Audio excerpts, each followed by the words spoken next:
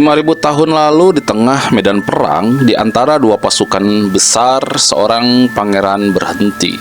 Tangannya gemetar dan dia menolak perang, teman-teman.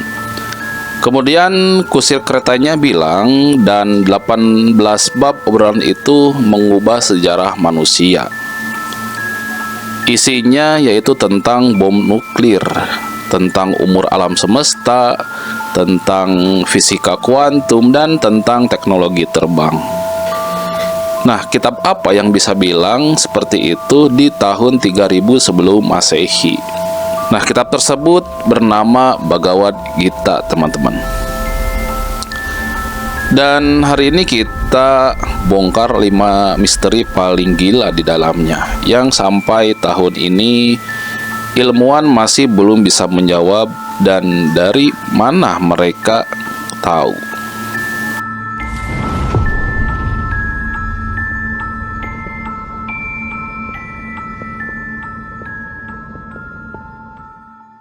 Bhagavad Gita itu bagian dari kitab besar, teman-teman, namanya Mahabharata. Isinya dialog antara Arjuna dan kusirnya bernama Krishna. Totalnya ada 700 sloka dan 18 bab. Katanya ini kitab suci agama Hindu. Tapi anehnya isinya seperti gabungan buku fisika, buku psikologi, dan buku teknologi. Nah, kita akan mulai dari misteri pertama, teman-teman, yaitu cahaya 1000 matahari.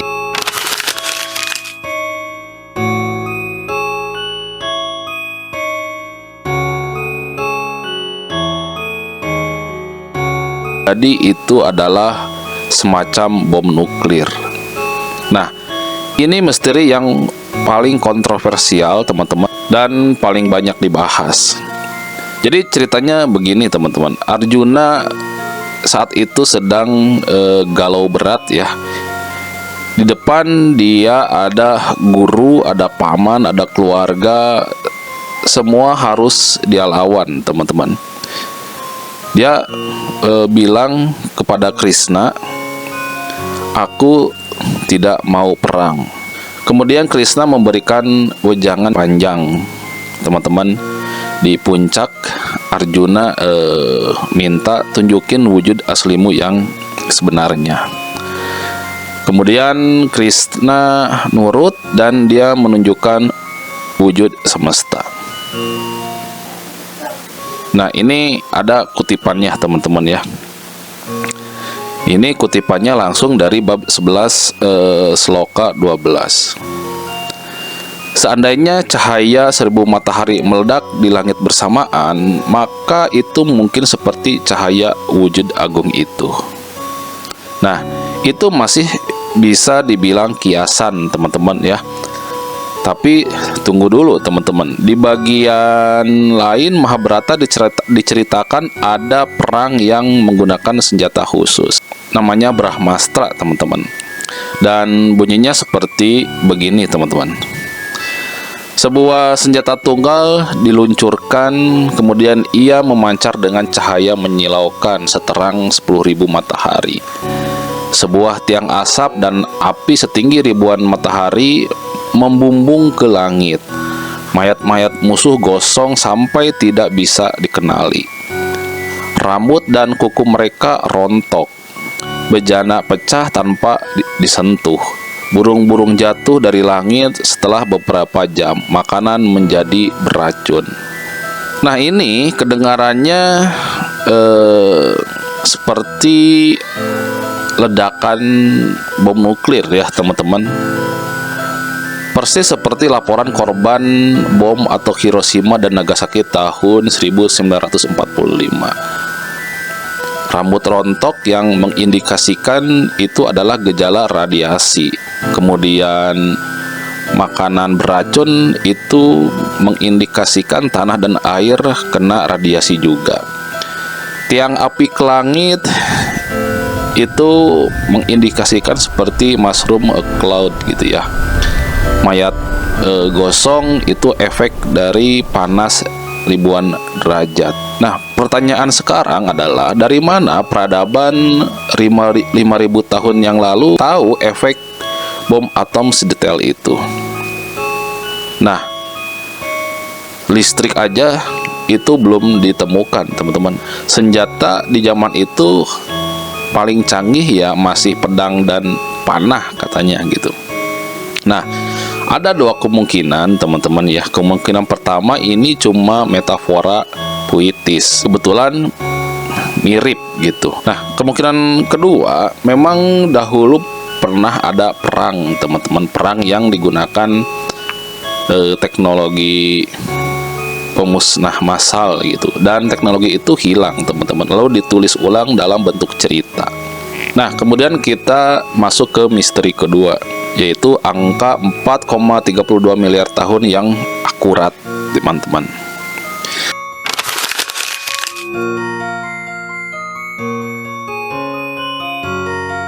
Misteri kedua ini soal angka, dan ini yang bikin fisikawan modern merinding, teman-teman. Nah, di bab 8 sloka 17, Krishna bilang ke Arjuna, teman-teman, "Hei Arjuna, 1000 kali 4 zaman itu adalah 1 hari Brahma, dan selama 1 hari Brahma, semua makhluk terlahir saat malam Brahma tiba. Semua akan hancur." Nah, ini kedengarannya sangat rumit, teman-teman ya. Tapi kita coba sederhanakan ya, teman-teman. Nah, 1 yuga sama dengan 432.000 tahun. 4 yuga 1.728.000 tahun. Nah, 1000 kali 4 yuga berarti 4,32 miliar tahun. Itu katanya 1 harinya Brahma, teman-teman, atau dewa pencipta. Nah, sekarang kita bandingin sama sains modern. Di tahun 1953, NASA mengumumkan hasil penelitian ya tentang umur bumi kita, teman-teman, yaitu sekitar 4,54 miliar tahun. Nah, ini jaraknya sangat dekat ya, selisihnya cuman 220 juta tahun. Nah, ini belum selesai, teman-teman ya. Krishna juga mengatakan kalau alam semesta ini lahir, hancur, lalu lahir lagi. Ini siklusnya terus berulang, teman-teman. Nah, itu adalah konsep Big Bang dan Big Crunch ya. Jadi teori Big Bang baru diterima dunia sains tahun 1927.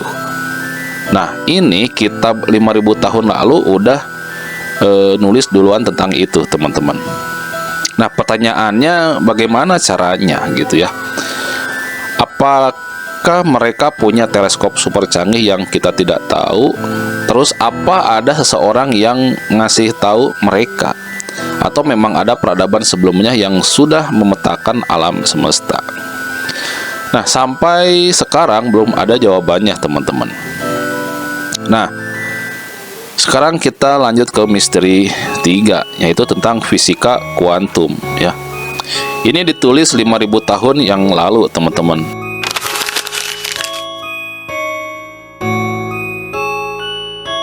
Nah, ini nyambung dengan sains ya di 2026, teman-teman. Nah, ini ada perkataan dari Krishna di bab 2 sloka 17, teman-teman. Ketahuilah bahwa yang meresapi seluruh tubuh ini tidak dapat dimusnahkan. Tidak ada yang bisa memusnahkan jiwa yang tidak dapat binasa itu. Kemudian ada sloka 23, jiwa tidak dapat dipotong oleh senjata, tidak dapat dibakar oleh api, tidak dapat dibasahi oleh air, dan tidak dapat dikeringkan oleh angin. Terus lanjut ada lagi di bab 10 sloka 20, aku adalah benih dari segala yang ada, dan aku ada di setiap atom. Nah, teman-teman, sekarang kita coba lompat ke tahun 2026. kita lihat bagaimana sains mengatakan tentang hal itu ya. Fisika kuantum bilang materi itu 99,99% ruang kosong dan sisanya energi. Kemudian hukum kekekalan energi, dan energi tidak bisa diciptakan atau dimusnahkan. Kemudian pengamat memengaruhi hasil. Eksperimen celah ganda kesadaran menciptakan realitas, teman-teman. Dan ini sama persis ya gitu. Nah, di Gita bilang semua adalah aku, dan itu sama dengan semua adalah energi yang sama. Kemudian bilang lagi jiwa tidak bisa dihancurkan, itu sama dengan hukum kekekalan energi.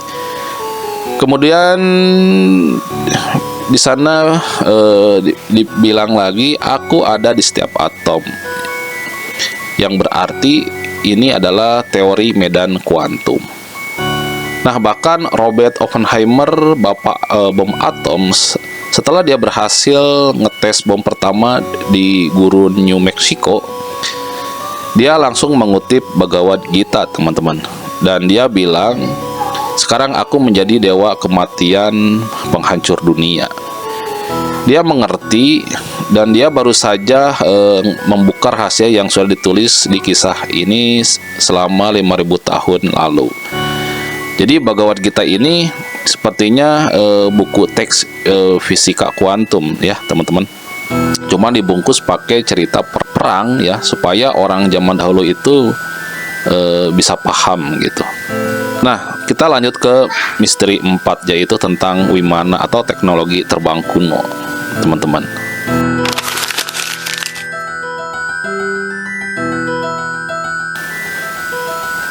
Jadi selain Bhagavad Gita, ada kitab lain namanya Weda, dan Mahabharata di dalamnya disebut ada Wimana. Jadi Wimana adalah kendaraan terbang ya, teman-teman. Nah, di kitab dituliskan, teman-teman, yang isinya itu Vimanika Sastra dan Samarangana Sutradara. Ini bentuknya seperti kota terbang, bisa terbang di air, di tanah, di langit, tidak mengeluarkan asap dan tidak bersuara, bisa mengecil dan membesar sesuka hati, bisa menghilang dan muncul kembali, digerakkan oleh energi dari matahari dan Merkuri, teman-teman.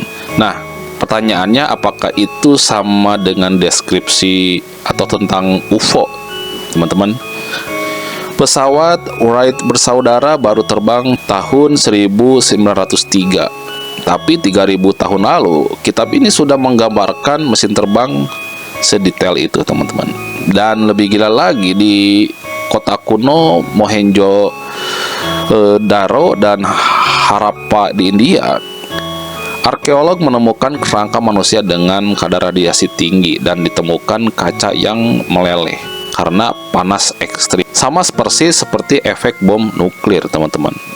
Nah, jadi pertanyaannya, apakah perang para dewa yang diceritakan di Mahabharata itu beneran perang nuklir?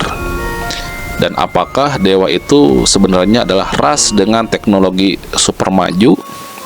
Nah, kita masuk ke misteri 5, teman-teman, yaitu tentang manual hidup dari semesta.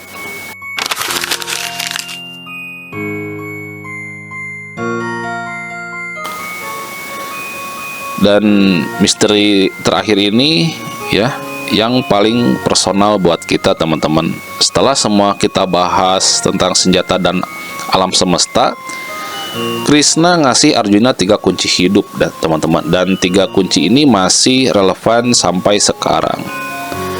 Nah, kunci pertama yaitu tentang karma yoga. Isinya bekerja, tapi jangan terikat sama hasil. Lakukan kewajibanmu karena itu memang harus dilakukan, bukan karena mau dipuji. Nah, ini kedengarannya seperti nasihat motivator ya, teman-teman. Tetapi secara fisika ini namanya melepas keterikatan supaya energi kalian itu tidak hancur, teman-teman. Nah, kemudian kunci kedua yaitu Bhakti Yoga. yang isinya adalah cintai semua makhluk karena aku ada di setiap atom. Kalau kamu nyakitin orang, sama saja kamu menyakiti diri sendiri. Dan ini adalah hukum ketertarikan versi spiritual. Nah, kita masuk ke kunci ketiga, yaitu Jnana Yoga, yang isinya adalah belajar pahami siapa kamu sebenarnya. Kamu bukan badan, kamu adalah jiwa, dan kamu adalah bagian dari semesta. Nah, teman-teman, ini ajaran reinkarnasi ya. Seperti orang menanggalkan pakaian lama dan mengenakan pakaian baru. Demikian pula jiwa meninggalkan tubuh lama dan masuk ke tubuh baru. Nah, secara sains ini masuk akal teman-teman, karena energi tidak pernah mati, dia cuma pindah bentuk. Jadi Bhagavad Gita bukan menyuruh kita untuk duduk sembahyang 24 jam, teman-teman. Dia ngasih manual cara hidup selaras dengan hukum alam semesta. Nah, jadi kesimpulannya teman-teman, dari 5 misteri tadi, pertama, deskripsi tentang bom nuklir 5000 tahun sebelum bom ditemukan. Dan kedua, angka 4,32 miliar tahun yang akurat dengan umur bumi. Ketiga, prinsip fisika kuantum dan kekekalan energi. Kemudian keempat, teknologi kendaraan terbang yang disebut Vimana. Dan terakhir, hukum karma atau hukum fisika. Nah, pertanyaannya, jadi Bhagavad Gita itu apa ya teman-teman? Apakah itu merupakan kitab agama, buku sains, atau catatan sejarah peradaban yang hilang? Nah, satu yang pasti, kitab ini terlalu maju untuk zamannya, teman-teman. Dan semua yang ditulis di situ pelan-pelan terbukti benar sama sains modern. Nah, jadi teman-teman, menurut kalian Bhagavad itu seperti apa? Apakah itu tentang sebuah kepercayaan atau agama, atau tentang suatu teknologi?